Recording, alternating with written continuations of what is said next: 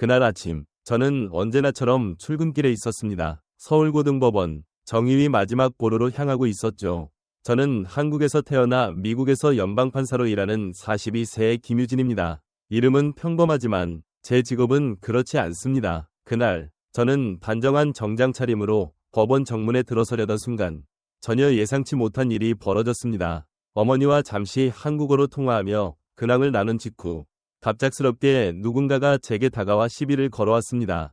야, 여기서 무슨 언어를 쓰는 거야? 여긴 한국이야. 한국말 써. 그 목소리는 날카롭고 적대적이었습니다. 저를 향한 그들의 눈빛은 마치 제가 이곳에 속하지 않는 외국인이라도 되는 듯했습니다. 저는 침착하게 대응하려 했지만 그들의 말은 점점 더 공격적으로 변했습니다. 한국말 할 줄 알면서 왜 다른 나라 말을 써? 뭔가 숨기는 거지? 너희 같은 사람들은 항상 뭔가를 감춘다고. 그들은 제게 마치 범죄자처럼 다가왔습니다. 저는 주머니에서 연방판사 신분증을 꺼내 보여주었습니다. 제 이름, 김유진, 그리고 연방판사의 직함이 선명하게 적힌 신분증이었죠. 하지만 그 여자는 자칭 보안 책임자 박민서라는 여성이 신분증을 제대로 보지도 않고 빼앗아 주머니에 쑤셔 넣었습니다. 이건 명백한 모욕이었습니다. 법원 로비는 순식간에 얼음장처럼 차가워졌습니다. 다른 보안 요원들은 저를 힐끔거리며 슬금슬금 물러났습니다. 박민서는 비웃으며 말을 이었습니다. 너 같은 사람이 여기서 그런 말을 쓰다니. 웃기지도 않아. 변호사라도 되는 줄 아는 거야? 너희 같은 사람들은 항상 뭔가를 숨기지. 특히 너희 나라 말 쓰는 사람들은 더 수상해. 즉석 점검이다. 따라와. 저는 두려움을 느끼지 않았습니다. 속으로는 분노로 부들부들 떨렸지만 겉으로는 평정을 유지했습니다. 수십 년간 판사로 일하며 온갖 상황을 겪어왔지만 제가 근무하는 법원에서 이런 굴욕을 당하리라고는 상상도 못했습니다. 하지만 박민서, 당신은 이제 진짜 상대를 만난 거예요. 오늘 당신이 저지른 짓에 대한 대가를 치르게 할 거라고 마음속으로 다짐했습니다. 너 따위가 뭘 어쩌겠어? 박민서의 그 한마디는 단순한 질문이 아니었습니다. 그녀의 뼛속까지 스며든 오만과 편견의 결정체였습니다. 제 한국인 이름이 선명하게 적힌 신분증을 보지도 않고 구겨서 주머니에 넣는 그녀의 행동에서 모든 게 느껴졌습니다. 그녀의 눈에는 제가 아무리 단정한 옷차림을 하고 있어도 중요한 인물일 가능성은 없었습니다. 제가 사용하는 한국어, 제 아시아적 외모, 그 모든 것이 판사의 이미지와는 동떨어져 있다고 멋대로 판단한 거겠죠. 그래서 저는 당연히 억압하고 통제해야 할 대상이었던 겁니다.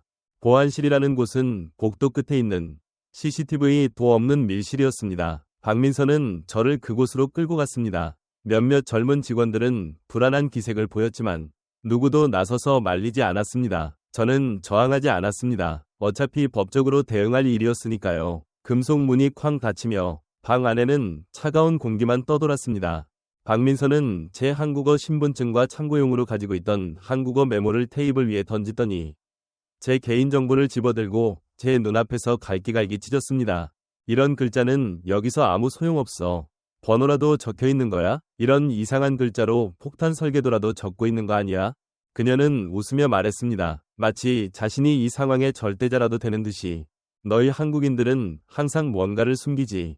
진주만을 습격했을 때처럼. 그녀는 악의에 찬 목소리로 덧붙였습니다. 너 같은 외국어를 쓰는 사람들은 항상 뭔가를 감춘다. 솔직히 말하는 게 좋을 거야.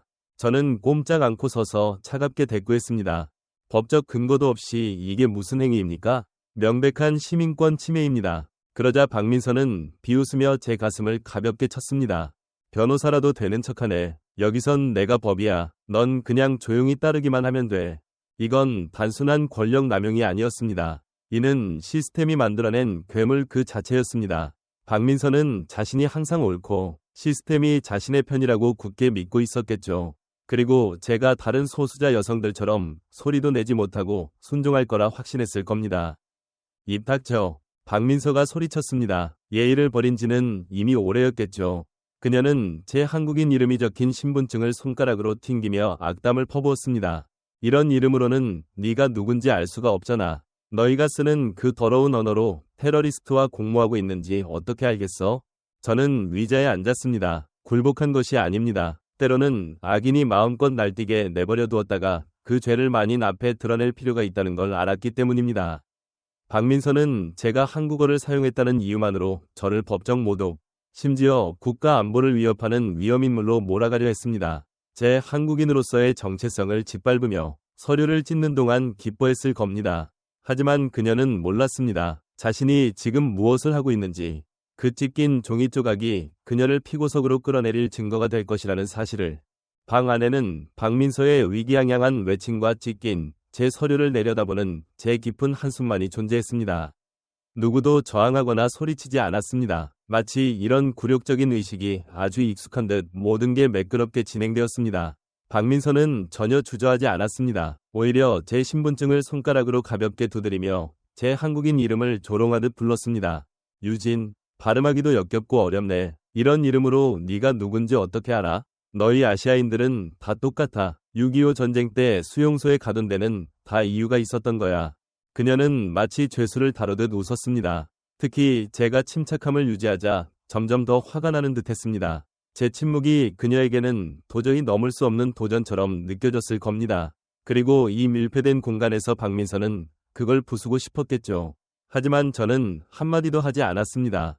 허리를 꼿꼿이 세우고 두 손을 꽉 쥐었을 뿐입니다. 제 한국어 서류가 찢기는 책상 위에서 부모님께서 지어주신 제 이름의 의미와 자부심이 떠올랐습니다. 그 소중한 기억들이 이 비열한 여자의 손에 짓밟히고 있었습니다.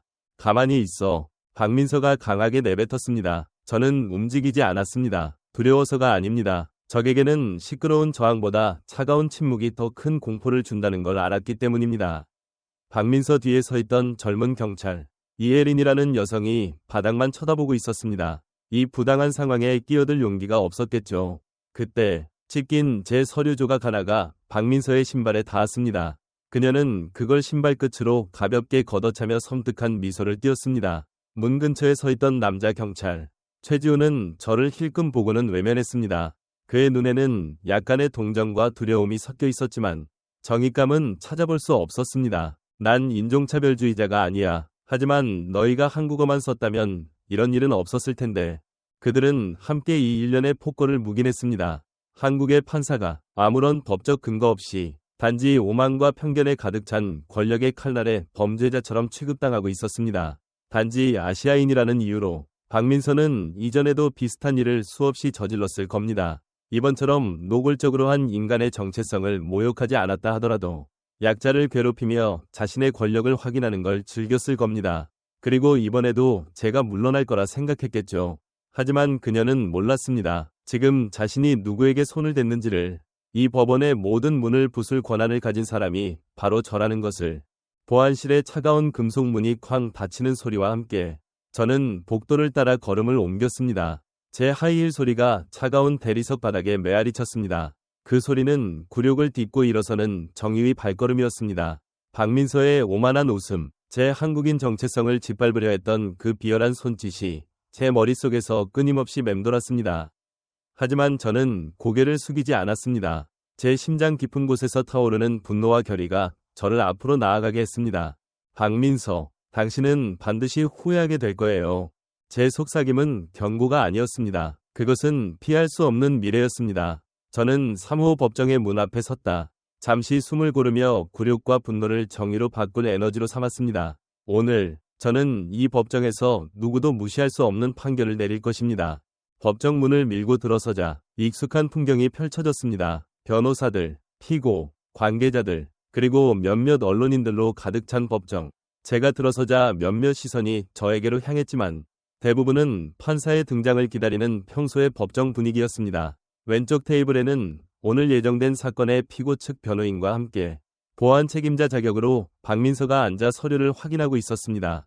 여전히 오만한 표정으로 마치 아무 일도 없었다는 듯이 제가 법정 중앙으로 걸어가 판사석으로 향하자 법정 전체가 일어섰습니다. 박민서도 마지못해 자리에서 일어났지만 여전히 서류에서 눈을 떼지 않았습니다. 제가 판사석 중앙에 앉아 정면을 응시하자 그녀는 마침내 고개를 들었습니다. 그 순간 그녀의 눈이 저와 마주쳤고 그녀는 그 자리에서 얼어붙은 듯 움직이지 못했습니다. 그녀의 동공은 믿을 수 없다는 듯 격렬하게 흔들렸고 얼굴은 순식간에 핏기가 가셨습니다. 그녀의 눈빛에서 저는 모든 것을 읽을 수 있었습니다. 그녀는 자신이 그 아침에 누구에게 그런 모욕을 가했는지 깨달은 것입니다. 그리고 제 경고가 결코 빈말이 아니었다는 것도. 박민서가 제 얼굴을 보고 그 자리에서 굳어버린 순간 법정 안의 모든 권력 관계는 역전되었습니다. 그녀는 이제 자신이 누구에게 손을 댔는지 알게 되었을 것입니다. 저는 더 이상 그녀를 쳐다보지 않았습니다. 이제 저는 모욕당한 한 명의 아시아 여성이 아니라 이 법정의 정의를 바로잡는 연방판사 김유진이었습니다. 법정 안은 숨이 막힐 듯한 긴장감으로 가득 찼습니다. 누구도 감히 입을 열지 않았습니다. 모두가 저를 바라보고 있었습니다. 제가 누구인지 몰랐어가 아니었습니다. 제가 누구인지 정확히 알았기 때문입니다. 그리고 박민서의 표정이 변하는 모습을 목격하며 그들은 그 진실 앞에서 무엇을 해야 할지 몰랐던 것입니다. 재판사 가운은 전날 벗어놓은 의자 위에 그대로 걸려 있었습니다. 그것은 단순한 옷이 아니었습니다. 제게는 더러운 손에서 정의를 지키는 갑옷과도 같았습니다. 저는 천천히 다가가 가운을 입었습니다. 저는 모욕당했지만 꺾이지 않았습니다. 상처받았지만 결코 약하지 않습니다. 그리고 저는 제가 있어야 할 자리에 단단히 서 있었습니다. 의자가 삐걱이는 소리가 마치 재판의 시작을 알리는 종소리처럼 법정 안에 울려 퍼졌습니다. 박민서는 본능적으로 한 걸음 물러서려는 충동을 억지로 참는 듯 보였습니다. 누구의 명령도 아니었습니다. 단지 제 눈에서 뿜어져 나오는 도덕적 권위. 경찰학교에서는 결코 배울 수 없는 힘이 그녀를 압도한 것입니다. 판사님, 재판을 시작하시겠습니까? 법정 서기의 목소리가 떨리고 있었습니다. 시작합시다. 제 목소리는 낮고 단호했습니다. 방 안은 쥐 죽은 듯 조용했습니다. 박민서 같은 인물을 용인해온 이 부패한 시스템 자체를 오늘 이 자리에서 단죄하려는 제 결심은 단단했습니다. 서기가 오늘 재판할 사건 번호와 내용을 읽기 시작했습니다. 사건 번호 220TD, 원고 아멜리아 클라크, 피고 서울고등법원 보안국 및 박민서 부보안관, 직권남용에 의한 시민권 침해 및 정신적 피해 청구 소송. 양측 준비되셨습니까? 그 단조로운 목소리 속에서 박민서라는 이름이 반복될 때마다 저는 제가 받은 모욕과 지금까지 이 여성이 괴롭혀온 수많은 피해자들을 떠올렸습니다. 그래, 오늘 너의 죄를 모두 밝혀내고 네가 받아야 할 벌을 정확히 내리겠어. 저는 마음속으로 이를 갈았습니다. 원고 측 변론부터 시작합니다. 첫 번째 증인을 불러주세요. 저는 선언했습니다. 그리고 그렇게 박민서와 그녀가 속한 시스템을 향한 정의의 재판이 시작되었습니다. 첫 번째 증인으로 나선 이는 젊은 여성 아멜리아 클라크였습니다. 그녀는 흑인 남자친구가 부당하게 체포되는 과정을 촬영하다가 박민서에게 폭행당하고 휴대폰까지 빼앗겼다고 증언했습니다. 그녀가 뜨거운 경찰차 보닛에 얼굴을 눌린 순간을 이야기할 때 저는 물었습니다. 그 가해 행위를 한 사람이 누구인지 명확히 지목할 수 있습니까?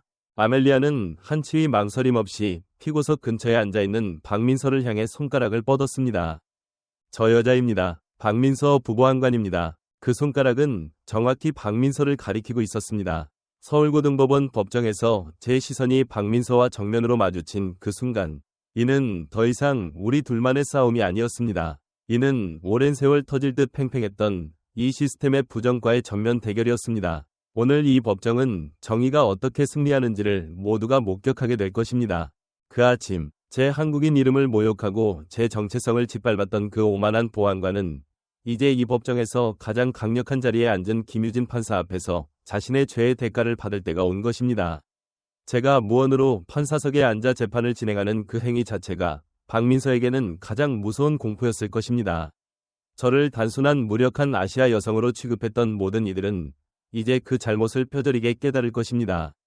재판은 쉽게 무너지지 않는다는 것을 불과 몇 시간 전 보안실에서 제 신분증을 찢으며 조롱했던 박민서는 이제 잿빛 얼굴로 떨고 있었습니다.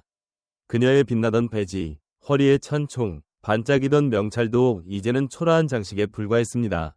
그녀는 어찌할 바를 몰라 당황하고 있었습니다. 사과, 변명, 침묵, 어떤 선택을 하든 그녀는 이미 되돌릴 수 없는 강을 건넜다는 사실만이 분명했습니다. 저는 연방판사를, 그것도 자신이 지켜야 할 법정 안에서 모욕한 죄, 그리고 과거부터 이어져 온 수많은 직권남용의 죄로 인해 피고석에 서게 될 것입니다. 숨막히는 정적 속에서 제 목소리가 법정 안에 울려 퍼졌습니다.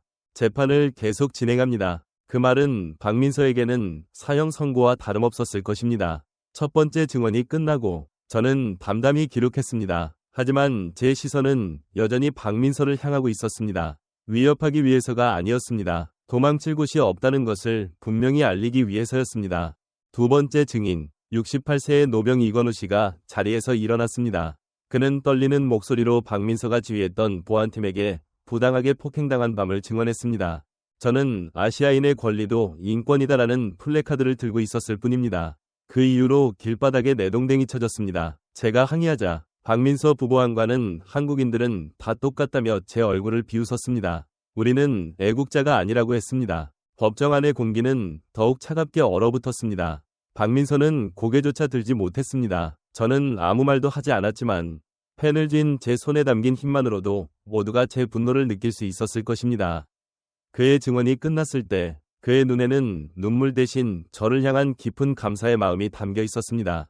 휴정 시간, 모두가 자리를 떠났지만 저는 꼼짝 않고 앉아 있었습니다. 박민서도 변호인과 함께 자리를 지켰습니다. 마치 사형 집행을 기다리는 죄수처럼 그녀는 창백한 얼굴로 저를 몰래 훔쳐보고 있었습니다. 재판이 재개되자 저는 서기에게 명령했습니다. 피고 박민서 부보안관, 일어서 주세요. 그녀는 피고로서 증언할 의무가 있었습니다. 누구도 이 일을 제기할 수 없었습니다. 박민서는 떨리는 다리로 자리에서 일어났습니다. 이제 모든 시선은 그녀가 아니라 판사석에 앉은 제게로 향하고 있었습니다. 박민서 부보안관, 저는 차갑게 말했습니다. 오늘 아침에 이 일에 대해 먼저 묻겠습니다. 오전 8시경 법원 정문 보안 체크포인트에서 누구에게 어떤 이유로 신분증 제시를 요구하고 즉석 점검을 시도했습니까? 이 질문은 오늘 아침의 사건과 그녀의 직무 태도 전반에 관한 신문이었습니다. 박민서는 군대에서 배운 듯 자세를 바로잡으려 했지만 어깨는 축 처져 있었습니다. 배지를 착용하지 않고 비협조적인 태도를 보인 한 개인에 대해 절차에 따라 그녀는 말을 잇지 못했습니다. 그 개인이 누구였습니까? 제 추궁의 박민서는 마침내 고개를 숙였습니다. 판사님이었습니다. 그 한마디에 모든 것이 담겨 있었습니다. 두려움, 후회, 그리고 자신이 저지른 죄의 무게. 하지만 저는 담담히 고개를 끄덕였습니다. 증언을 계속하세요. 오늘 아침 저에게 행한 모든 언행과 행동에 대해 상세히 말해주세요. 피고 측 변호사가 절차상의 문제를 제기하려 했지만 저는 단호히 말했습니다. 피고의 평소 직무 태도와 신뢰성에 관련된 질문입니다. 계속하세요. 이제 누구도 박민서의 편을 들려 하지 않았습니다. 이 법정에서 정의의 칼날에 맞서려는 이는 없었기 때문입니다. 박민서는 마른 침을 삼키며 결국 더듬거리며 아침의 사건을 털어놓기 시작했습니다. 저는 판사님께 부적절한 행동을 했습니다. 부적절하다고? 저는 되물었습니다. 저는 보안실로 강제로 끌려갔고 제 한국어 신분증과 메모는 당신 손에 의해 찢겼으며 모욕당했습니다. 영장도 승인도 없는 상태였습니다. 제가 항의했을 때 당신은 뭐라고 했습니까? 박민서는 입을 굳게 다물었습니다. 하지만 저는 그녀의 대답이 필요하지 않았습니다. 서기, 오늘 아침 8시 13분 A 복도 보안 카메라 영상을 증거자료로 재생해주세요. 법정 후방의 스크린에 영상이 재생되었습니다. 박민서가 제 한국어 사용을 문제삼아 신분증을 빼앗아 주머니에 쑤셔넣고 저를 강압적으로 끌고 가는 장면이 선명하게 찍혀 있었습니다. 즉석 점검이다. 따라와. 그 오만한 목소리까지 생생히 울려 퍼졌습니다. 방 안의 모든 이들이 숨을 죽이고 화면을 바라봤습니다. 저는 뒤돌아보지 않았습니다. 불과 몇 시간 전이 일이었지만 그 모든 순간이 제 뇌리에 너무도 선명히 새겨져 있었습니다. 제가 어떤 모욕을 받았는지, 제 한국인으로서의 자존심이 어떻게 짓밟혔는지를 결코 잊지 않을 것이며 이를 바로잡기 위해 영상이 끝나자 저는 물었습니다. 이게 당신이 말하는 표준 절차입니까? 박민서 부보안관? 박민서는 고개를 숙인 채 중얼거렸습니다. 아닙니다. 판사님, 그럼 왜 그런 행동을 했습니까? 제 차가운 질문에 그녀는 아무 대답도 할 수 없었습니다. 제가 대신 답했습니다. 내가 한국어를 썼기 때문이죠. 내가 아시아 여성이라는 이유로. 그리고 당신 눈에는 권위 있는 인물로 보이지 않았기 때문이겠죠. 제 시선이 법정 안을 훑었습니다. 분노가 아니었습니다. 누구도 부정할 수 없는 진실의 엄중함이었습니다. 지난 18년간 이런 불법 점검과 폭언, 폭행을 얼마나 많이 저질렀습니까? 얼마나 많은 소수자들이 당신의 오만에 짓밟혀야 했습니까? 죄 없는 사람들이 얼마나 많이 끌려가 모욕당해야 했습니까? 그들이 힘이 없다는 이유로 이 부패한 시스템이 당신을 얼마나 오랫동안 묵인해왔습니까? 아무도 감히 숨조차 쉬지 못했습니다. 박민서는 이제 유령에 불과했습니다. 그리고 제가 앉아있는 이 판사석은 이제 그녀의 죄를 단죄하는 자리였습니다. 당신은 오늘 아침에 한 번의 실수로 여기 서 있는 것이 아닙니다. 저는 천천히 말했습니다. 당신 같은 악행을 용인해온 이 시스템 전체를 단죄하기 위해 여기 서 있는 것입니다. 그리고 오늘 그 모든 것이 끝납니다. 보안실의 차가운 금속 문이 쾅 닫히는 소리와 함께 저는 복도를 따라 걸음을 옮겼습니다. 제 하이힐 소리가 차가운 대리석 바닥에 메아리 쳤습니다. 그 소리는 굴욕을 딛고 일어서는 정의의 발걸음이었습니다. 박민서의 오만한 웃음, 제 한국인 정체성을 짓밟으려 했던 그 비열한 손짓이 제 머릿속에서 끊임없이 맴돌았습니다. 하지만 저는 고개를 숙이지 않았습니다. 제 심장 깊은 곳에서 타오르는 분노와 결의가 저를 앞으로 나아가게 했습니다. 박민서, 당신은 반드시 후회하게 될 거예요.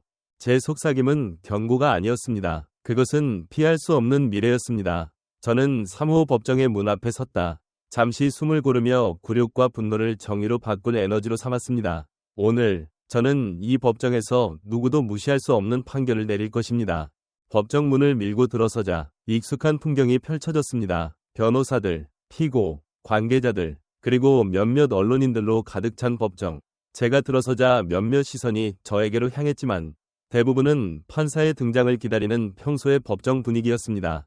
왼쪽 테이블에는 오늘 예정된 사건의 피고 측 변호인과 함께 보안 책임자 자격으로 박민서가 앉아 서류를 확인하고 있었습니다. 여전히 오만한 표정으로 마치 아무 일도 없었다는 듯이 제가 법정 중앙으로 걸어가 판사석으로 향하자 법정 전체가 일어섰습니다. 박민서도 마지못해 자리에서 일어났지만 여전히 서류에서 눈을 떼지 않았습니다. 제가 판사석 중앙에 앉아 정면을 응시하자 그녀는 마침내 고개를 들었습니다. 그 순간 그녀의 눈이 저와 마주쳤고 그녀는 그 자리에서 얼어붙은 듯 움직이지 못했습니다. 그녀의 동공은 믿을 수 없다는 듯 격렬하게 흔들렸고 얼굴은 순식간에 핏기가 가셨습니다. 그녀의 눈빛에서 저는 모든 것을 읽을 수 있었습니다. 그녀는 자신이 그 아침에 누구에게 그런 모욕을 가했는지 깨달은 것입니다. 그리고 제 경고가 결코 빈말이 아니었다는 것도. 박민서가 제 얼굴을 보고 그 자리에서 굳어버린 순간 법정 안의 모든 권력 관계는 역전되었습니다. 그녀는 이제 자신이 누구에게 손을 댔는지 알게 되었을 것입니다. 저는 더 이상 그녀를 쳐다보지 않았습니다. 이제 저는 모욕당한 한 명의 아시아 여성이 아니라 이 법정의 정의를 바로잡는 연방판사 김유진이었습니다. 법정 안은 숨이 막힐 듯한 긴장감으로 가득 찼습니다. 누구도 감히 입을 열지 않았습니다. 모두가 저를 바라보고 있었습니다. 제가 누구인지 몰랐어가 아니었습니다. 제가 누구인지 정확히 알았기 때문입니다. 그리고 박민서의 표정이 변하는 모습을 목격하며 그들은 그 진실 앞에서 무엇을 해야 할지 몰랐던 것입니다. 재판사 가운은 전날 벗어놓은 의자 위에 그대로 걸려 있었습니다. 그것은 단순한 옷이 아니었습니다. 제게는 더러운 손에서 정의를 지키는 갑옷과도 같았습니다. 저는 천천히 다가가 가운을 입었습니다. 저는 모욕당했지만 꺾이지 않았습니다. 상처받았지만 결코 약하지 않습니다. 그리고 저는 제가 있어야 할 자리에 단단히 서 있었습니다. 의자가 삐걱이는 소리가 마치 재판의 시작을 알리는 종소리처럼 법정 안에 울려 퍼졌습니다. 박민서는 본능적으로 한 걸음 물러서려는 충동을 억지로 참는 듯 보였습니다. 누구의 명령도 아니었습니다. 단지 제 눈에서 뿜어져 나오는 도덕적 권위. 경찰학교에서는 결코 배울 수 없는 힘이 그녀를 압도한 것입니다. 판사님, 재판을 시작하시겠습니까? 법정 서기의 목소리가 떨리고 있었습니다. 시작합시다. 제 목소리는 낮고 단호했습니다. 방 안은 쥐 죽은 듯 조용했습니다. 박민서 같은 인물을 용인해온 이 부패한 시스템 자체를 오늘 이 자리에서 단죄하려는 제 결심은 단단했습니다. 서기가 오늘 재판할 사건 번호와 내용을 읽기 시작했습니다. 사건 번호 220TD, 원고 아멜리아 클라크, 피고 서울고등법원 보안국 및 박민서 부보안관, 직권남용에 의한 시민권 침해 및 정신적 피해 청구 소송. 양측 준비되셨습니까? 그 단조로운 목소리 속에서 박민서라는 이름이 반복될 때마다 저는 제가 받은 모욕과 지금까지 이 여성이 괴롭혀온 수많은 피해자들을 떠올렸습니다. 그래, 오늘 너의 죄를 모두 밝혀내고 네가 받아야 할 벌을 정확히 내리겠어. 저는 마음속으로 이를 갈았습니다. 원고 측 변론부터 시작합니다. 첫 번째 증인을 불러주세요. 저는 선언했습니다. 그리고 그렇게 박민서와 그녀가 속한 시스템을 향한 정의의 재판이 시작되었습니다. 첫 번째 증인으로 나선 이는 젊은 여성 아멜리아 클라크였습니다. 그녀는 흑인 남자친구가 부당하게 체포되는 과정을 촬영하다가 박민서에게 폭행당하고 휴대폰까지 빼앗겼다고 증언했습니다. 그녀가 뜨거운 경찰차 보닛에 얼굴을 눌린 순간을 이야기할 때 저는 물었습니다. 그 가해 행위를 한 사람이 누구인지 명확히 지목할 수 있습니까? 아멜리아는 한치의 망설임 없이 피고석 근처에 앉아있는 박민서를 향해 손가락을 뻗었습니다. 저 여자입니다. 박민서 부보안관입니다. 그 손가락은 정확히 박민서를 가리키고 있었습니다. 서울고등법원 법정에서 제 시선이 박민서와 정면으로 마주친 그 순간, 이는 더 이상 우리 둘만의 싸움이 아니었습니다. 이는 오랜 세월 터질 듯 팽팽했던 이 시스템의 부정과의 전면 대결이었습니다. 오늘 이 법정은 정의가 어떻게 승리하는지를 모두가 목격하게 될 것입니다. 그 아침, 제 한국인 이름을 모욕하고 제 정체성을 짓밟았던 그 오만한 보안관은 이제 이 법정에서 가장 강력한 자리에 앉은 김유진 판사 앞에서 자신의 죄의 대가를 받을 때가 온 것입니다. 제가 무언으로 판사석에 앉아 재판을 진행하는 그 행위 자체가 박민서에게는 가장 무서운 공포였을 것입니다. 저를 단순한 무력한 아시아 여성으로 취급했던 모든 이들은 이제 그 잘못을 뼈저리게 깨달을 것입니다. 재판은 쉽게 무너지지 않는다는 것을 불과 몇 시간 전 보안실에서 제 신분증을 찢으며 조롱했던 박민서는 이제 잿빛 얼굴로 떨고 있었습니다. 그녀의 빛나던 배지, 허리에 찬 총, 반짝이던 명찰도 이제는 초라한 장식에 불과했습니다. 그녀는 어찌할 바를 몰라 당황하고 있었습니다. 사과, 변명, 침묵, 어떤 선택을 하든 그녀는 이미 되돌릴 수 없는 강을 건넜다는 사실만이 분명했습니다. 저는 연방판사를, 그것도 자신이 지켜야 할 법정 안에서 모욕한 죄, 그리고 과거부터 이어져 온 수많은 직권 남용의 죄로 인해 피고석에 서게 될 것입니다. 숨막히는 정적 속에서 제 목소리가 법정 안에 울려 퍼졌습니다. 재판을 계속 진행합니다. 그 말은 박민서에게는 사형 선고와 다름없었을 것입니다. 첫 번째 증언이 끝나고 저는 담담히 기록했습니다. 하지만 제 시선은 여전히 박민서를 향하고 있었습니다. 위협하기 위해서가 아니었습니다. 도망칠 곳이 없다는 것을 분명히 알리기 위해서였습니다. 두 번째 증인, 68세의 노병 이건우 씨가 자리에서 일어났습니다. 그는 떨리는 목소리로 박민서가 지휘했던 보안팀에게 부당하게 폭행당한 밤을 증언했습니다. 저는 아시아인의 권리도 인권이다라는 플래카드를 들고 있었을 뿐입니다. 그 이후로 길바닥에 내동댕이 쳐졌습니다. 제가 항의하자 박민서 부보안관은 한국인들은 다 똑같다며 제 얼굴을 비웃었습니다. 우리는 애국자가 아니라고 했습니다. 법정 안의 공기는 더욱 차갑게 얼어붙었습니다. 박민서는 고개조차 들지 못했습니다. 저는 아무 말도 하지 않았지만 펜을 쥔 제 손에 담긴 힘만으로도 모두가 제 분노를 느낄 수 있었을 것입니다. 그의 증언이 끝났을 때 그의 눈에는 눈물 대신 저를 향한 깊은 감사의 마음이 담겨 있었습니다. 휴정 시간, 모두가 자리를 떠났지만 저는 꼼짝 않고 앉아 있었습니다. 박민서도 변호인과 함께 자리를 지켰습니다. 마치 사형 집행을 기다리는 죄수처럼 그녀는 창백한 얼굴로 저를 몰래 훔쳐보고 있었습니다. 재판이 재개되자 저는 서기에게 명령했습니다. 피고 박민서 부보안관, 일어서 주세요. 그녀는 피고로서 증언할 의무가 있었습니다. 누구도 이 일을 제기할 수 없었습니다. 박민서는 떨리는 다리로 자리에서 일어났습니다. 이제 모든 시선은 그녀가 아니라 판사석에 앉은 제게로 향하고 있었습니다.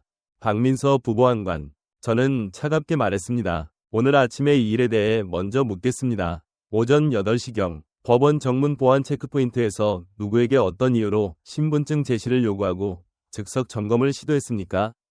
이 질문은 오늘 아침의 사건과 그녀의 직무 태도 전반에 관한 신문이었습니다. 박민서는 군대에서 배운 듯 자세를 바로잡으려 했지만 어깨는 축 처져 있었습니다. 배지를 착용하지 않고 비협조적인 태도를 보인 한 개인에 대해 절차에 따라 그녀는 말을 잇지 못했습니다. 그 개인이 누구였습니까? 제 추궁의 박민서는 마침내 고개를 숙였습니다. 판사님이었습니다. 그 한마디에 모든 것이 담겨 있었습니다. 두려움, 후회, 그리고 자신이 저지른 죄의 무게. 하지만 저는 담담히 고개를 끄덕였습니다. 증언을 계속하세요. 오늘 아침 저에게 행한 모든 언행과 행동에 대해 상세히 말해주세요. 피고 측 변호사가 절차상의 문제를 제기하려 했지만 저는 단호히 말했습니다. 피고의 평소 직무 태도와 신뢰성에 관련된 질문입니다. 계속하세요. 이제 누구도 박민서의 편을 들려 하지 않았습니다. 이 법정에서 정의의 칼날에 맞서려는 이는 없었기 때문입니다. 박민서는 마른 침을 삼키며 결국 더듬거리며 아침의 사건을 털어놓기 시작했습니다. 저는 판사님께 부적절한 행동을 했습니다. 부적절하다고? 저는 되물었습니다. 저는 보안실로 강제로 끌려갔고 제 한국어 신분증과 메모는 당신 손에 의해 찢겼으며 모욕당했습니다. 영장도 승인도 없는 상태였습니다. 제가 항의했을 때 당신은 뭐라고 했습니까? 박민서는 입을 굳게 다물었습니다. 하지만 저는 그녀의 대답이 필요하지 않았습니다. 서기, 오늘 아침 8시 13분 A 복도 보안 카메라 영상을 증거자료로 재생해주세요. 법정 후방의 스크린에 영상이 재생되었습니다. 박민서가 제 한국어 사용을 문제 삼아 신분증을 빼앗아 주머니에 쑤셔넣고 저를 강압적으로 끌고 가는 장면이 선명하게 찍혀 있었습니다. 즉석 점검이다. 따라와. 그 오만한 목소리까지 생생히 울려 퍼졌습니다. 방 안의 모든 이들이 숨을 죽이고 화면을 바라봤습니다. 저는 뒤돌아보지 않았습니다. 불과 몇 시간 전이 일이었지만 그 모든 순간이 제 뇌리에 너무도 선명히 새겨져 있었습니다. 제가 어떤 모욕을 받았는지, 제 한국인으로서의 자존심이 어떻게 짓밟혔는지를 결코 잊지 않을 것이며 이를 바로잡기 위해 영상이 끝나자 저는 물었습니다. 이게 당신이 말하는 표준 절차입니까? 박민서 부보안관? 박민서는 고개를 숙인 채 중얼거렸습니다. 아닙니다. 판사님. 그럼 왜 그런 행동을 했습니까? 제 차가운 질문에 그녀는 아무 대답도 할 수 없었습니다. 제가 대신 답했습니다. 내가 한국어를 썼기 때문이죠. 내가 아시아 여성이라는 이유로. 그리고 당신 눈에는 권위 있는 인물로 보이지 않았기 때문이겠죠. 제 시선이 법정 안을 훑었습니다. 분노가 아니었습니다. 누구도 부정할 수 없는 진실의 엄중함이었습니다. 지난 18년간 이런 불법 점검과 폭언, 폭행을 얼마나 많이 저질렀습니까? 얼마나 많은 소수자들이 당신의 오만에 짓밟혀야 했습니까? 죄 없는 사람들이 얼마나 많이 끌려가 모욕당해야 했습니까? 그들이 힘이 없다는 이유로 이 부패한 시스템이 당신을 얼마나 오랫동안 묵인해왔습니까? 아무도 감히 숨조차 쉬지 못했습니다. 박민서는 이제 유령에 불과했습니다. 그리고 제가 앉아있는 이 판사석은 이제 그녀의 죄를 단죄하는 자리였습니다. 당신은 오늘 아침에 한 번의 실수로 여기 서 있는 것이 아닙니다. 저는 천천히 말했습니다. 당신 같은 악행을 용인해온 이 시스템 전체를 단죄하기 위해 여기 서 있는 것입니다. 그리고 오늘 그 모든 것이 끝납니다. 저는 판사석에 앉아 법정을 굽어보았습니다. 제 얼굴은 평정을 유지했지만 눈빛은 분노보다 더 차갑고 날카로웠습니다. 박민서 부보안관은 이제 피고석에서 고개를 들지 못했습니다. 그녀의 오만했던 태도는 사라지고 대신 두려움과 불안만이 그녀를 감싸고 있었습니다. 법정 안의 모든 이들은 숨을 죽이고 있었습니다. 이 재판은 단순한 개인 간의 다툼이 아니었습니다. 이는 오랜 세월 쌓여온 부정과 권력 남용에 대한 전면적인 심판이었습니다. 저는 서기에게 명령했습니다. 오늘의 증언과 증거 영상을 즉시 기록에 남기고 연방검찰 및 법무부 민권 담당 부서에 박민서 부보안관에 대한 직권 남용, 판사에 대한 모욕, 공무집행방해 혐의로 공식 조사를 요청하겠습니다. 또한 서울고등법원 보안국에 박민서 부보안관의 즉각적인 직무정지와 지난 10년간의 모든 불만 접수에 대한 전면적인 내부 감사를 명령합니다. 제 명령은 즉시 기록되었습니다. 누구도 감히 반대하지 않았습니다. 제가 펜을 내려놓고 고개를 들었을 때 제 시선은 마치 법정 안의 모든 의성과 오만을 깨부수는 듯했습니다. 그 순간 모두가 깨달았을 것입니다. 이 재판은 단순한 권력의 자리가 아니라는 것을. 이는 정의를 향한 제 굳건한 의지였으며 그 의지는 절대 무너지지 않을 것이었습니다. 재판은 계속해서 진행되었습니다. 법정은 오랜 세월 숨겨져 있던 추악한 진실이 드러나는 무대 같았습니다. 저는 때때로 박민서를 바라보았습니다. 위협하려는 것이 아니었습니다. 그녀가 저지른 모든 죄악이 이 자리에서 하나씩 드러나고 있으며 그녀는 결코 도망칠 수 없다는 것을 분명히 상기시키기 위해서였습니다. 피고 측 변호인 중 한 명, 나연수라는 남자가 증거 채택에 이의를 제기하려 했습니다. 하지만 제 한마디에 그는 주저앉았습니다. 소환장은 이미 오늘 아침 발부되었습니다. 변호인은 기록 회수에 반대하는 것이 아니라 진실이 드러나는 것을 우려하는 것처럼 보입니다.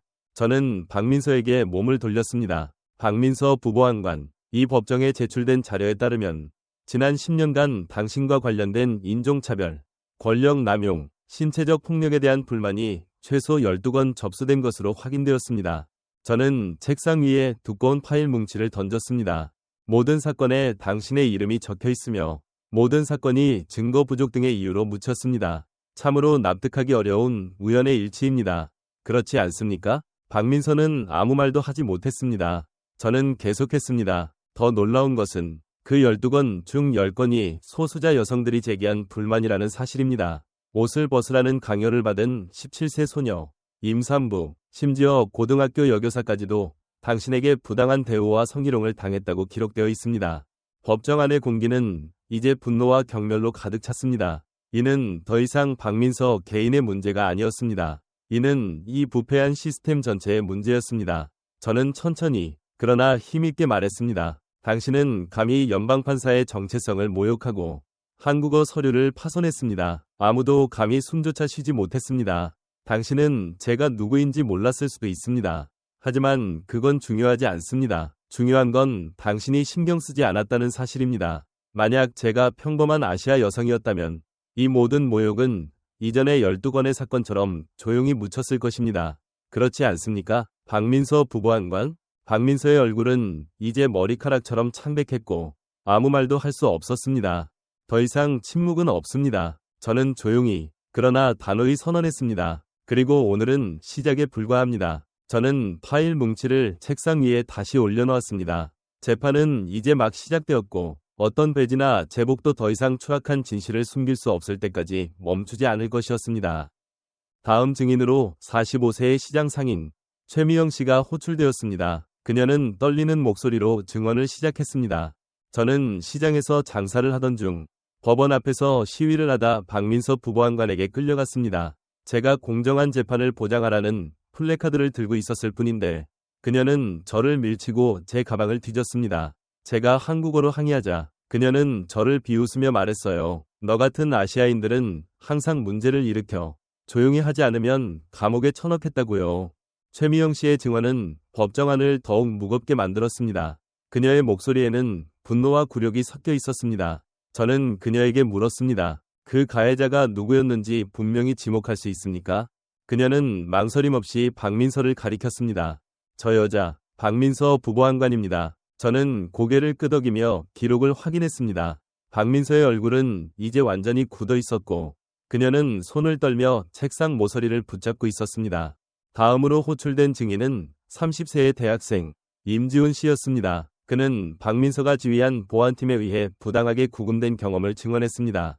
저는 법원 앞에서 환경보호 시위를 하다 끌려갔습니다. 제가 한국어로 구호를 외쳤다는 이유로 박민서는 제게 다가와 소리쳤어요. 여긴 한국이야. 너 같은 사람들은 쓸데없는 소리나 짓거리지.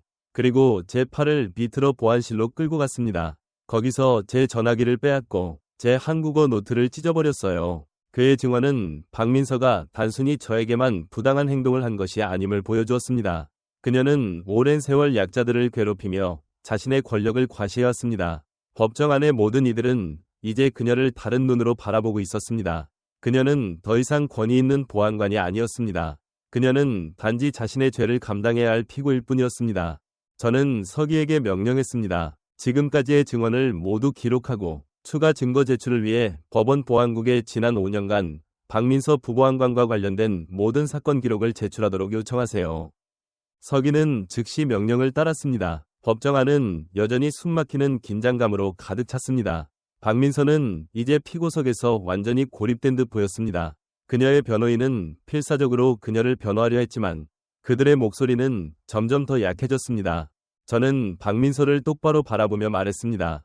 박민서 부보안관, 당신은 이 법정에서 제출된 증거와 증언을 통해 당신의 행위가 단순한 실수가 아님을 보여주었습니다. 당신은 체계적으로 약자들을 억압하고 특히 소수자 여성들을 타겟으로 삼아왔습니다. 당신은 제가 한국어를 사용했다는 이유로 저를 모욕하고 제 신분증을 찢으며 제 정체성을 짓밟았습니다. 하지만 당신이 몰랐던 것은 당신이 손댄 사람이 바로 이 법정의 정의를 수호하는 연방판사라는 사실입니다. 법정 안의 모든 이들은 제 말에 귀를 기울였습니다. 박민서는 이제 고개를 들 용기조차 잃은 듯했습니다. 저는 계속해서 말했습니다. 당신은 이 시스템이 당신을 보호할 거라 믿었겠죠.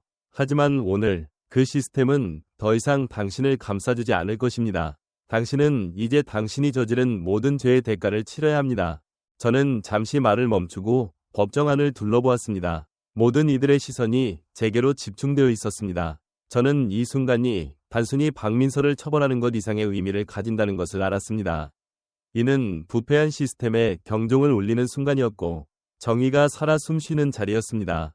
재판이 계속되면서 저는 또 다른 증거를 호출했습니다. 서기 3년 전 박민서 부보안관이 연루된 사건의 보안 카메라 영상을 재생해주세요. 스크린에 또 다른 영상이 재생되었습니다. 이번에는 박민서가 한 젊은 여성을 보안실로 끌고 가며 폭언을 퍼붓는 장면이었습니다. 그 여성은 한국어로 도움을 요청했지만 박민서는 그녀의 말을 무시하고 서류를 찢으며 조롱했습니다. 법정 안의 모든 이들은 충격에 빠졌습니다. 이는 박민서의 행동이 일회성이 아니라 오랜 세월 반복된 패턴임을 보여주는 명백한 증거였습니다. 영상이 끝난 후 저는 박민서를 바라보며 물었습니다. 이것도 당신의 표준 절차입니까? 박민서 부보안관? 그녀는 아무 대답도 할 수 없었습니다. 그녀의 변호인이 다시 이의를 제기하려 했지만 저는 단호히 손을 들어 막았습니다. 이의는 기각됩니다. 이 영상은 피고의 직무 태도와 반복된 불법 행위를 명확히 보여줍니다. 추가 증언을 계속 진행하세요.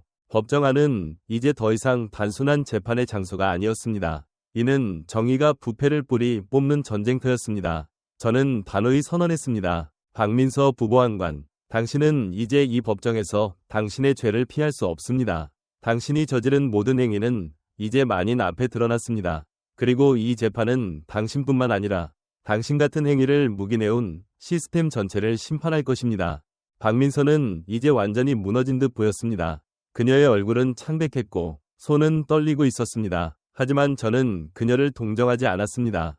그녀는 자신의 행동으로 이 모든 결과를 자초한 것이었습니다. 재판은 계속되었습니다. 저는 모든 증언과 증거를 꼼꼼히 기록하며 이 부패한 시스템의 뿌리를 뽑아낼 준비를 하고 있었습니다. 박민서는 이제 더 이상 도망칠 곳이 없었습니다. 그녀는 자신이 저지른 죄의 무게를 온몸으로 느끼고 있을 것입니다. 법정은 이제 폭풍의 한가운데 같았다. 숨막히는 긴장감이 방 안을 가득 채웠고 모든 시선은 피고석에 앉아있는 박민서 부보안관과 판사석에 앉은 나, 김유진 연방판사에게로 쏠려 있었다. 박민서의 얼굴은 이제 완전히 잿빛이었고 그녀의 손은 책상 모서리를 꽉 쥐고 있었다. 그녀의 오만했던 태도는 흔적도 없이 사라졌다. 대신 그녀의 눈빛에는 두려움과 절망만이 남아있었다. 하지만 나는 그녀를 동정하지 않았다. 그녀가 저지른 죄악은 동정받을 자격이 없었다. 나는 서기에게 명령했다. 다음 증인을 불러주세요. 네 번째 증인으로 호출된 이는 50세의 공무원 박영수 씨였다. 그는 떨리는 목소리로 증언을 시작했다. 저는 법원 근처에서 시민단체와 함께 평화로운 집회를 하고 있었습니다. 공정한 재판을 위한 개혁을 외치며 피켓을 들고 있었죠. 그때 박민서 부보안관이 제게 다가와 소리쳤습니다. 너 같은 한국인들은 항상 문제를 일으켜 이 나라 법을 존중하지 않는다고. 그녀는 제 피켓을 빼앗아 찍고 저를 보안실로 끌고 갔습니다. 거기서 제 신분증을 바닥에 던지며 조롱했어요. 이런 이름은 여기서 아무 의미 없어라고 했습니다. 그의 증언은 법정 안을 더욱 무겁게 만들었다. 박영수의 눈에는 굴욕과 분노가 섞여 있었다. 나는 그에게 물었다. 그 가해자가 누구였는지 명확히 지목할 수 있습니까? 그는 망설임 없이 박민서를 가리켰다. 저 여자입니다. 박민서 부보안관입니다. 나는 고개를 끄덕이며 기록을 확인했다. 박민서는 이제 손을 떨며 책상 아래로 숨기려 했지만 그녀의 불안은 모두에게 드러나 있었다. 다음으로 호출된 증인은 28세의 프리랜서 기자 한소연 씨였다. 그녀는 법원 앞에서 보안 절차를 취재하던 중 박민서에게 부당한 대우를 받았다고 증언했다. 저는 법원의 보안 절차에 대한 기사를 쓰기 위해 카메라를 들고 있었습니다. 박민서 부보안관이 제게 다가와 소리쳤어요. 여기서 사진 찍으면 안 돼. 너 같은 아시아인들은 항상 문제를 일으켜. 제가 한국어로 항의하자. 그녀는 제 카메라를 빼앗아 바닥에 던졌습니다. 그리고 제 노트를 찢으며 말했어요. 이런 이상한 글자는 여기서 아무 소용없어. 한소연의 증언은 박민서의 반복된 행태를 다시 한번 드러냈다. 그녀는 단순히 나에게만 모욕을 가한 것이 아니었다. 그녀는 오랜 세월 약자들을 억압하며 자신의 권력을 과시해왔다. 법정 안의 모든 이들은 이제 그녀를 경멸의 눈으로 바라보고 있었다. 나는 서기에게 명령했다. 지금까지의 증언을 모두 기록하고 추가 증거로 박민서 부보안관이 연루된 또 다른 사건의 보안 카메라 영상을 제출하도록 하세요. 스크린에 새로운 영상이 재생되었다. 이번에는 박민서가 한 젊은 남성을 보안실로 끌고 가며 폭언을 퍼붓는 장면이었다. 그 남성은 한국어로 도움을 요청했지만 박민서는 그의 말을 무시하고 서류를 찢으며 조롱했다. 영상 속 그녀의 오만한 목소리가 법정 안에 울려 퍼졌다. 너 같은 사람들은 항상 뭔가를 숨겨. 조용히 따라와. 법정 안의 모든 이들은 충격에 빠졌다. 이는 박민서의 행동이 일회성이 아니라 체계적이고 반복적인 패턴임을 보여주는 또 하나의 증거였다. 영상이 끝난 후 나는 박민서를 똑바로 바라보며 물었다. 이것도 당신의 표준 절차입니까? 박민서 부보안관? 그녀는 고개를 숙인 채 아무 대답도 하지 못했다. 그녀의 변호인이 다시 이의를 제기하려 했지만 나는 단호히 손을 들어막았다. 이의는 기각됩니다. 이 영상은 피고의 직무 태도와 반복된 불법 행위를 명확히 보여줍니다. 추가 증언을 계속 진행하세요. 법정은 이제 정의가 부패를 뿌리 뽑는 전쟁터였다. 나는 단호히 선언했다. 박민서 부보안관, 당신은 이 법정에서 제출된 증거와 증언을 통해 당신의 행위가 단순한 실수가 아님을 보여주었습니다. 당신은 체계적으로 약자들을 억압하고 특히 소수자들을 타겟으로 삼아왔습니다. 당신은 내가 한국어를 사용했다는 이유로 나를 모욕하고 내 신분증을 찢으며 내 정체성을 짓밟았습니다. 하지만 당신이 몰랐던 것은 당신이 손댄 사람이 바로 이 법정의 정의를 수호하는 연방판사라는 사실입니다. 법정 안의 모든 이들은 내 말에 귀를 기울였다. 박민서는 이제 고개를 들 용기조차 잃은 듯했다. 나는 계속해서 말했다. 당신은 이 시스템이 당신을 보호할 거라 믿었겠죠. 하지만 오늘 그 시스템은 더 이상 당신을 감싸주지 않을 것입니다.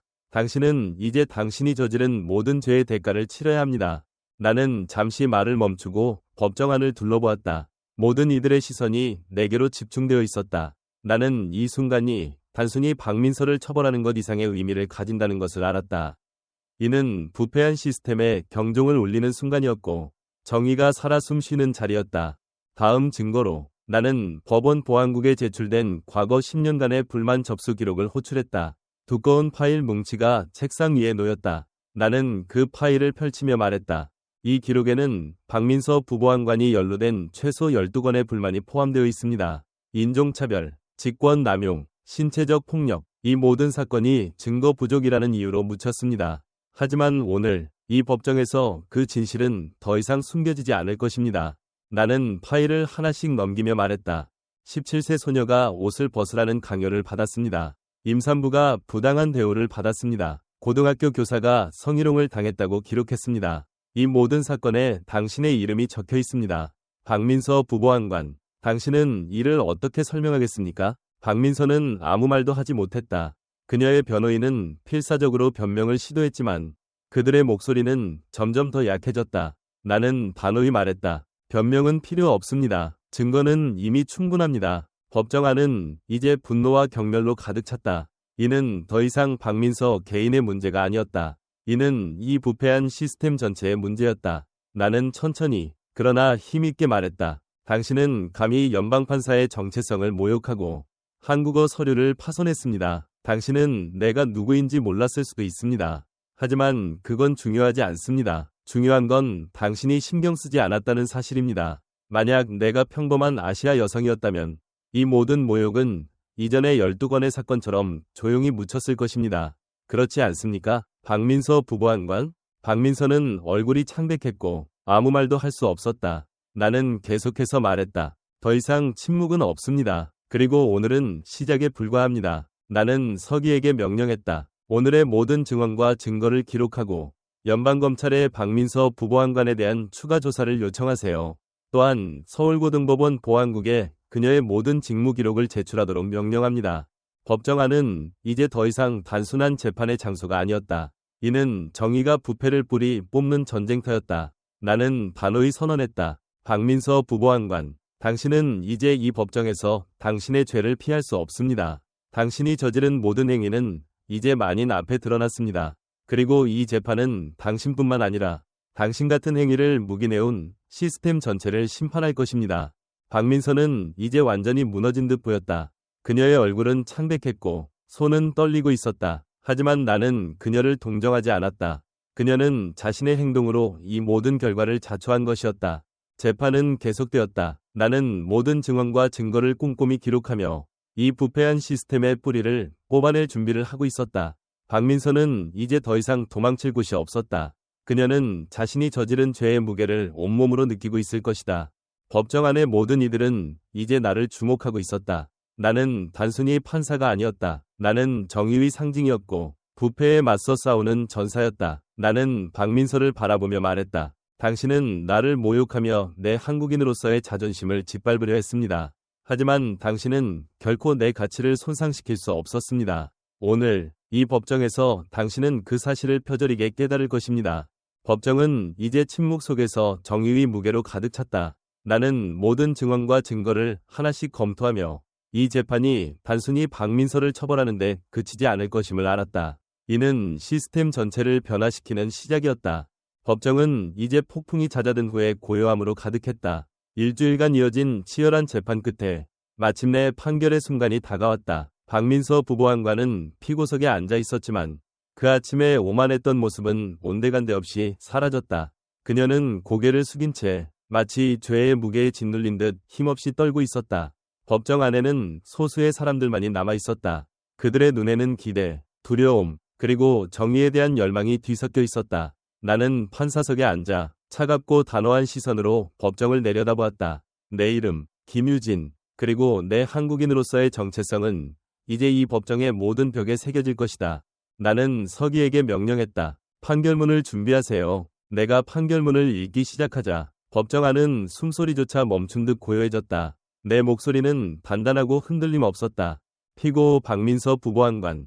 본 법정은 당신이 저지른 일련의 범죄 행위들을 심판하기 위해 소집되었습니다.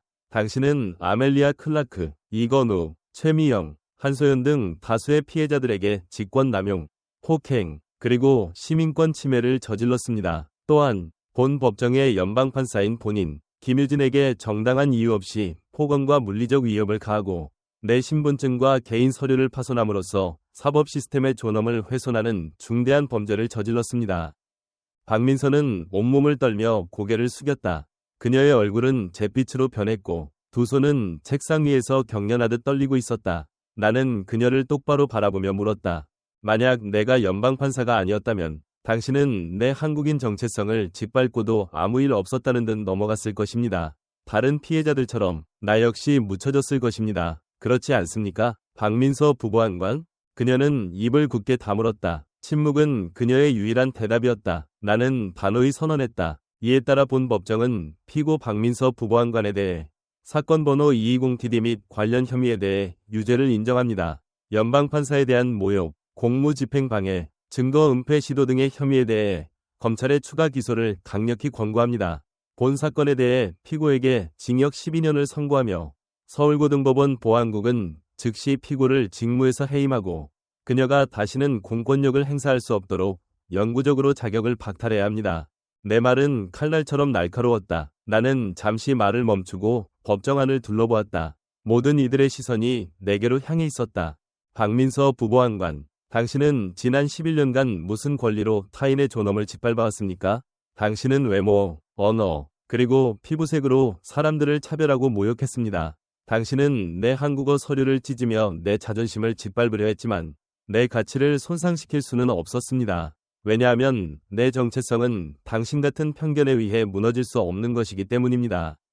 나는 법정 경찰관들에게 명령했다. 피고를 대기시키세요. 박민서는 더 이상 저항할 힘도 없이 끌려갔다. 수갑이 채워지는 소리가 법정 안에 차갑게 울렸다. 그녀의 동료들은 그녀를 외면했다. 그녀가 그토록 자랑했던 배지와 제복은 이제 초라한 껍데기에 불과했다. 그녀는 자신이 저지른 죄의 대가를 치르기 위해 법정 밖으로 사라졌다. 나는 깊게 숨을 내쉬었다. 정의가 마침내 제자리를 찾았다는 안도감이 밀려왔다. 하지만 나는 아직 끝나지 않은 싸움을 위해 마음을 다잡았다. 기록하세요. 나는 단호히 말했다. 사건 번호 220TD, 피고 박민서, 직권 남용, 시민권 침해, 폭행 등 모든 혐의에 대해 징역 12년을 선고합니다. 또한 서울고등법원 보안국에 대한 전면적인 내부 감사를 명령하며 이와 유사한 행위가 재발하지 않도록 철저한 재발 방지 조치를 취할 것을 요구합니다. 법정 안은 침묵으로 가득 찼다. 이 판결은 단순히 박민서 한 사람을 처벌하는 데 그치지 않았다. 이는 부패한 시스템 전체에 대한 경고였다. 나는 계속해서 말했다. 나는 피해자로서 이 자리에 서 있는 것이 아닙니다. 나는 정의를 수호하는 연방판사로서 그리고 자랑스러운 한국인으로서 이 자리에 서 있습니다. 내 이름은 김유진입니다. 나는 한국에서 태어났고 이 땅에서 정의를 위해 싸웁니다. 내 뿌리와 정체성은 내가 내리는 모든 판결에 깃들어 있으며 그것이 나를 더 강하게 만듭니다. 법정 안의 모든 이들은 내 말에 귀를 기울였다. 나는 마지막으로 선언했다. 정의는 책 속에 갇힌 단어가 아닙니다. 그것은 우리가 부정에 맞서 얼마나 단호히 싸우느냐에 달려 있습니다. 오늘 이 법정은 그 정의가 살아 숨쉰다는 것을 증명했습니다. 그리고 그 정의는 절대 물러서지 않을 것입니다. 내가 판결문을 마무리했을 때 법정 안은 갑작스럽게 박수 소리로 가득 찼다. 아무도 명령하지 않았지만 법정에 있던 모든 이들이 자리에서 일어나 내게 경의를 표했다. 복도 끝에서 나를 바라보던 한 노인, 법원 청소부로 일하는 흑인 여성, 그리고 며칠 전 나를 올려다보던 어린 소녀의 눈빛이 내게로 향해 있었다. 그들의 눈에는 감사의 마음과 희망이 담겨 있었다. 그로부터 며칠 후 내 이야기는 한국일보, 조선일보, 한겨레, 그리고 국제신문들의 일면을 장식했다. 김유진 판사, 부패에 맞서 정의를 세우다라는 제목이 전국을 울렸다. 하지만 나는 인터뷰를 거절하고 기자회견을 열지 않았다. 나는 그저 조용히 법원으로 돌아가 다음 사건을 준비했다. 그러나 그날 이후 서울고등법원은 더 이상 예전과 같지 않았다. 정의에 대해 이야기할 때 사람들은 더 이상 저울을 든 동상을 떠올리지 않았다. 그들은 부정에 맞서 싸운 한 명의 한국인 여성, 김유진 판사를 떠올렸다. 내 이름은 단순한 이름이 아니었다. 그것은 용기와 결단의 상징이었고 정의가 살아 숨쉬는 증거였다. 나는 피해자로 법정에 들어왔지만 정의의 살아있는 상징으로 떠났다. 내 이야기는 단순한 사건이 아니었다. 그것은 우리 모두가 부정에 맞서 싸울 때 정의가 책 속이 아니라 우리의 행동 속에서 살아난다는 것을 일깨워주는 것이었다. 나는 한국인으로서 그리고 판사로서 이 땅에 정의가 뿌리내리도록 계속해서 싸울 것이다.